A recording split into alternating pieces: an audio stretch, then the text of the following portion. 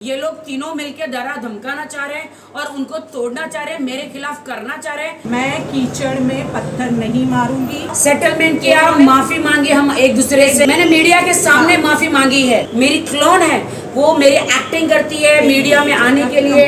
आज मैं आपको बताती हूँ कि वो फाल्गुनी जी को इसीलिए वो लोग पीछे पड़े हैं क्योंकि फाल्गुनी जी बिकती नहीं है। फाल्गुनी जी जो मेरे एडवोकेट है, जो के सत्यमेव जयते, जब तो उनको डरा धमकाना चाह रही है।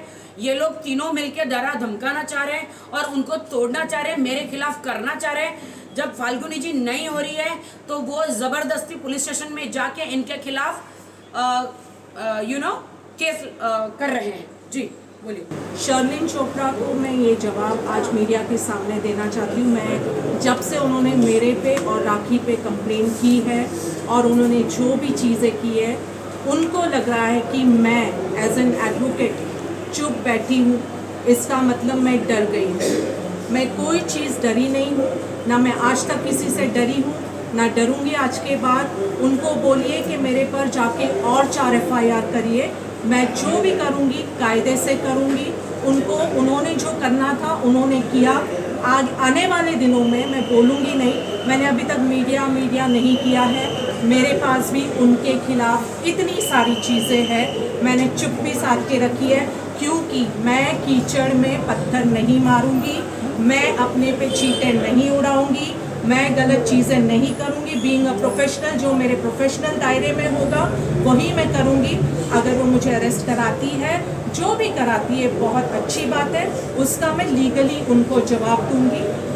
कायदा है, लॉ सबके लिए समान है। अगर वो करा सकती है, जो भी करा सकती है, लेकिन बीइंग एन एडवोकेट मैं अपनी लाइन नहीं क्रॉस कर सकती। ठीक है, उस वक्त जो हुआ था वो एक स्पॉर ऑफ द मोमेंट था।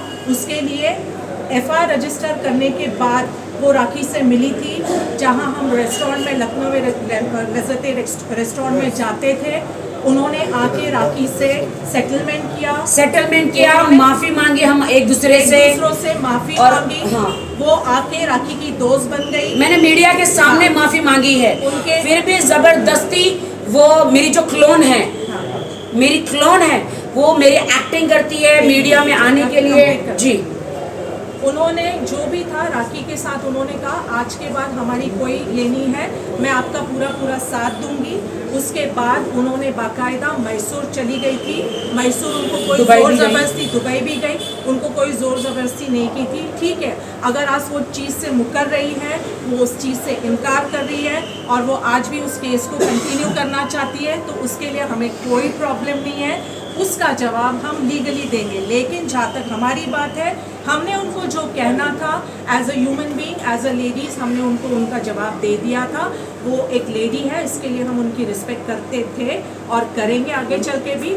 जो भी हुआ on the spot of the moment हुआ, कोई जानबूझ के कोई चीज़ की नहीं थी। हाँ। हमने उनको तकलीफ पहुंचाने के लिए या उनको डिफेम करने के लिए या उनको एक्सपोज करने के लिए कोई चीज़ नहीं की थी।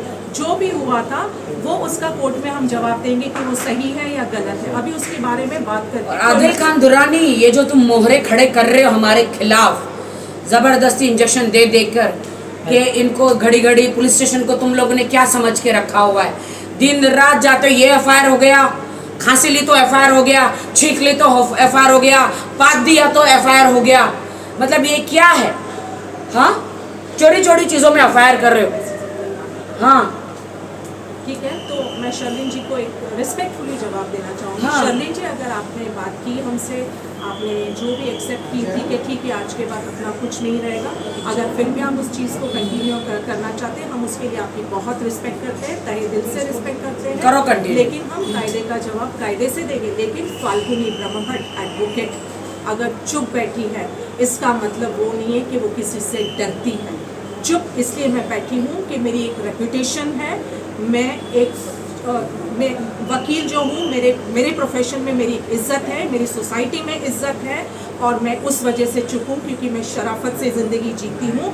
मुझे अपनी ज़िंदगी में पब्लिसिटी पाने के लिए तमाशे नहीं करने पड़ते। मैं तमाशा कभी नहीं करूँगी। मैं कायदे वाली इंसान हूँ और कायदे सर जवाब दूँगी मैं। लेकिन शर्लिन चोपड़ा जी, मैं चुप हूँ, इसका मतलब मैं डरपोक नहीं हूँ। जिस दिन एक शरीफ औरत खड़ी हो जाएगी आपके खिलाफ। मैं एज अ लेडी अब बात कर रही हूँ, एज एडवोकेट नहीं।